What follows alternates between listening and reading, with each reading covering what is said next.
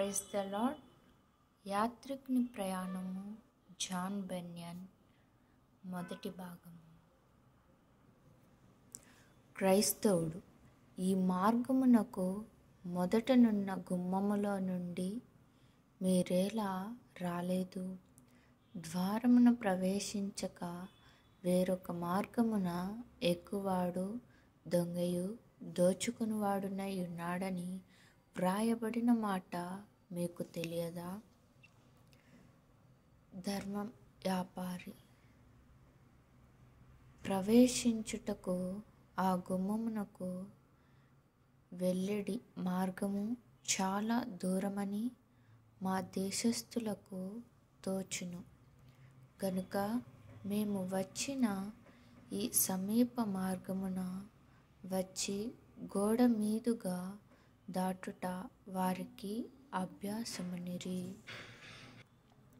క్రైస్తవుడు అయితే మనము వెళ్ళుచున్న పట్టణపు ప్రభువు వెల్లడి పరచిన ఆజ్ఞను ఇలాగు మీరిన ఎడల అది ఆయనకు విరోధమైన తిరుగుబాటు అని ఎంచబడును గదా. ధర్మ వ్యాపారి దాని గూర్చి నీవు విచారపడ నిమిత్తము లేదు. మేము చేయుదానికి మర్యాదయే ప్రమాణము, దానికి దృష్టాంతము కావలసి ఉంటే 1000 సంవత్సరములు పైగా ఆ మర్యాద కలదని విశదపరచడి సాక్ష్యము కనుపరచగలము.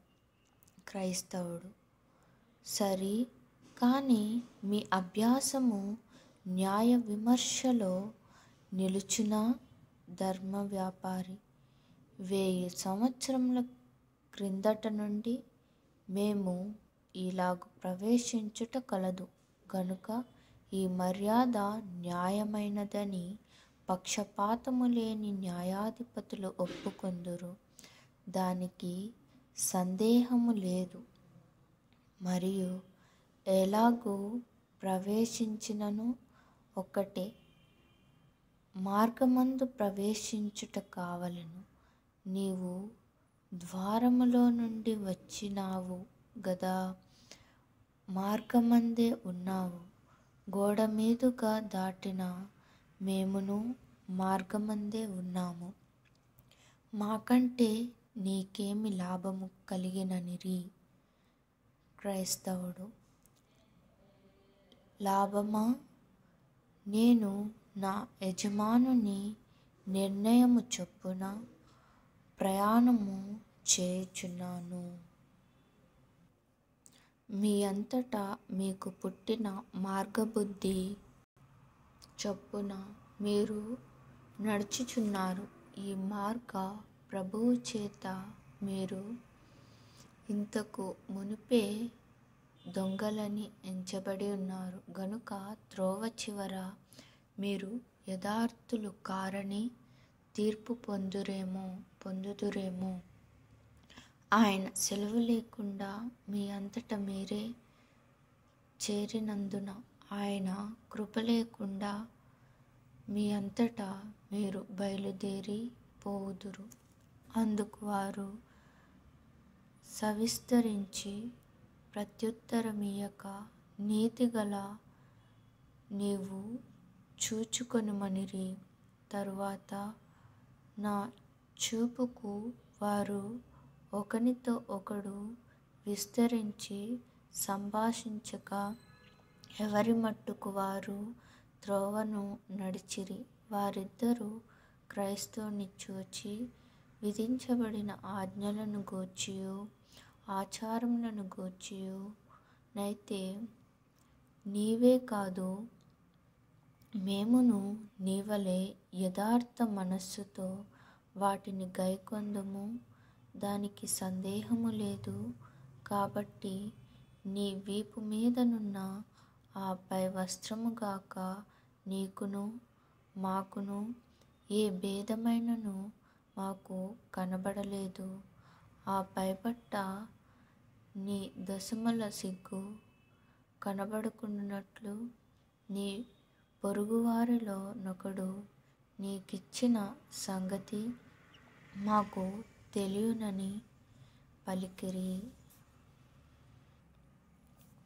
3 విషయముల అందు క్రైస్తవునికిని క్రీస్తు మతవేషము వేసుకొనిన వానికిని భేదము కనపడును. 1. క్రైస్తవుడు ద్వారములో నుండి ప్రవేశించును, అనగా వాడు తాను నశించు పాపినని తెలుసుకొని రక్షణ కొరకు క్రీస్తు యందు విశ్వాసముంచి ఆయనను అనుసరించును. పాపి యొక్క పాపజ్ఞాప్తి భారము వదిలిపోయే విధము తమ మతాచారము వలన పాప పరిహారము వెతుకువారికి తెలియదు. ఇతడు దాని వలన మిక్కిలి శ్రమపడి తరచుగా నా భారము తీసివేయుమని ప్రార్థించెను. అయితే అది క్రియల చేతనైనను మతాచారముల చేతనైనను పశ్చాత్తాపపడుట వలనైనను ప్రార్థించుట వలనైనను కాకుండా వాడు శిలువ మీద కట్టబడి చచ్చిన యేసుని విశ్వాస మూలముగా చూచినప్పుడే ఆ భారమును వదిలిపోయెను. ఎందుకనగా అందువలన దేవుని ప్రేమయు నీతియు వాని హృదయమునకు తగిలెను. దాని వలన పాప బలము అణిగిపోయెను. దేవుడు అంత ప్రేమ గలవాడనియు పాపము ఆయనకు అంత అసహ్యమైనదనియు ఎరిగి నమ్ముట వలన పాపబంధము తెంపబడును. ఓ పాపి, నీ పాపము వలన అంత ప్రేమగల రక్షకుని హృదయము బద్దలైపోయెనని నమ్మి ఇంకా పాప మార్గములో సంతోషముగా నుండగలవా?